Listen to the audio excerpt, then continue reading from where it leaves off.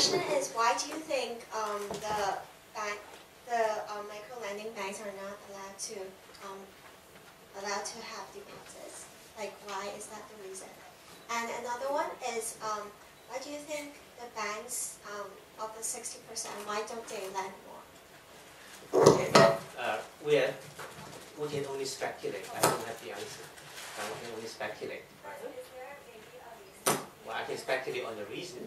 I cannot be 100% sure of the reason. China, back a bit of history. They all started in 2005, end of 2004. I think the Chinese government felt the need.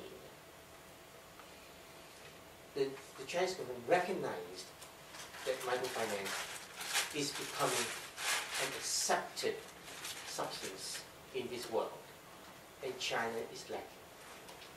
So how does China catch up? So the Chinese government was very careful. They started off with 6, that is 4 and then increased to 6, trial licenses in 6 provinces. They put that out for auction in 2005. They say, now, don't say that we cannot lend otherwise than the bank. We can. These 6 will participate. But because it was a trial program, the government was very careful in laying down the rules for its operation. And one of them was no taking deposits. Because taking deposits entails a whole set of rules. In the banking industry, we call it the prudential rules. Are you familiar with that? The prudential rules means if you are an institution that can accept deposits, you are risking people's money, and therefore the government must control your well-being. Prudential rules will kick in. Whereas if you are using your own money to lend, there's not much risk, except that we want to control the interest rate you charge. Making sense to you?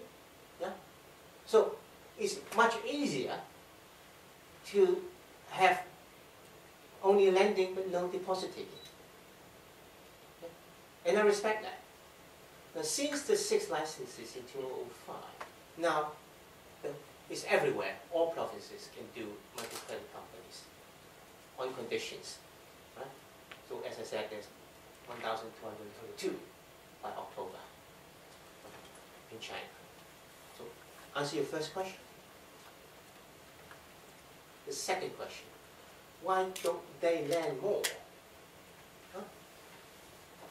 Why don't? Because they are technically incompetent, in my view.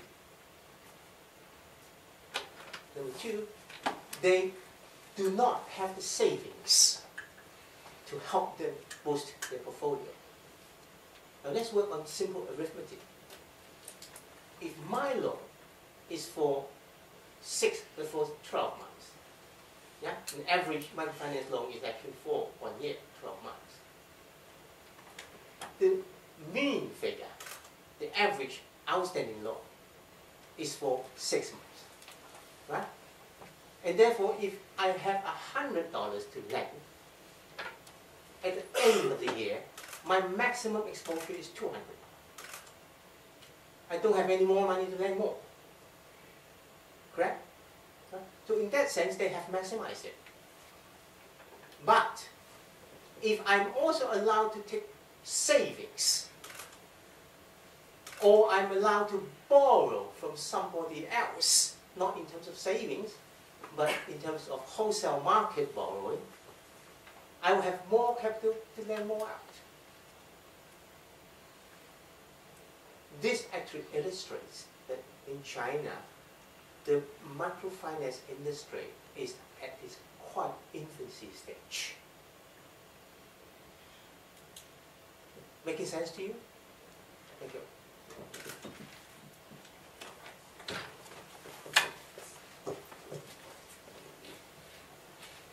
Dr. Dahl, thank you very much for the talk. I was kind of another side of the question from the other girl. Basically, I was wondering for these big banks like credit rural cooperatives or postal banks, why wouldn't they lend money? Like they're legal. They definitely are registered under that banking ordinance thing. So what's the reason behind that they don't do it at all? They just take savings but not lending. Again, I can only speculate. That's good enough. Right? But before that, can I also say questions can be asked in Chinese or Putonghua over the top of English. Huh? And be relaxed, just relaxed, okay? Now,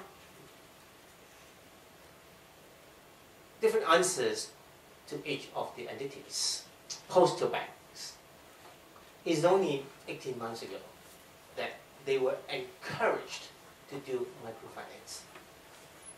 And they have since been telling the public that we are trying very hard to gear up for it.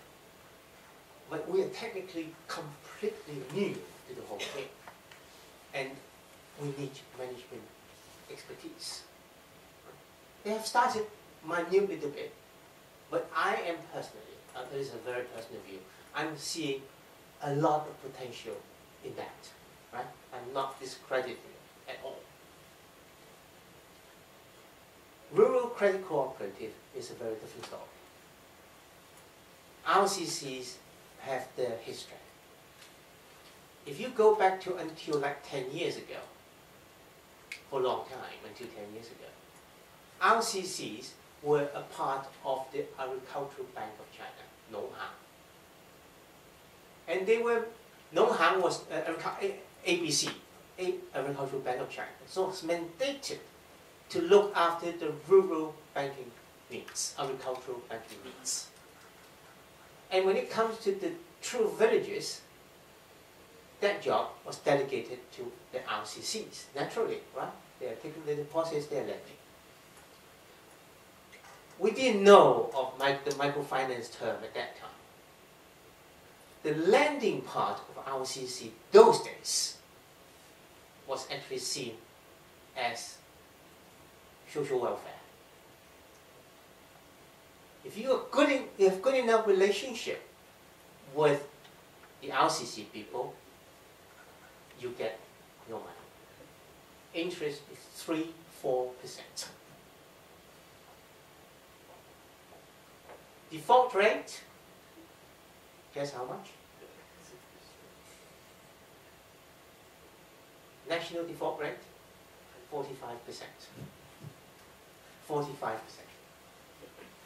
Well, since we're here, quote you one name. Hainan, 海南島啊. Hainan RCCs. In their latest report to CAP, they were trying to report on their default rate. They say, too high, too shameful to report.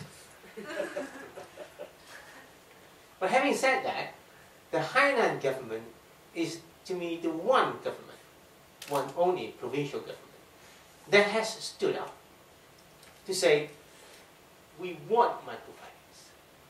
We want microfinance to help us change. And we want to use RCCs as the platform to do it. So they have invited Professor Yunus and Grameen Trust to come in and provide them technical assistance. We're watching with interest how well they will be performing.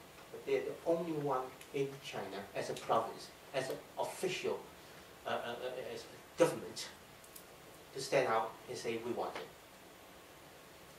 There's potential, but up to now, again, to me, not more than 5 or 10 RCCs are doing well in microfinance.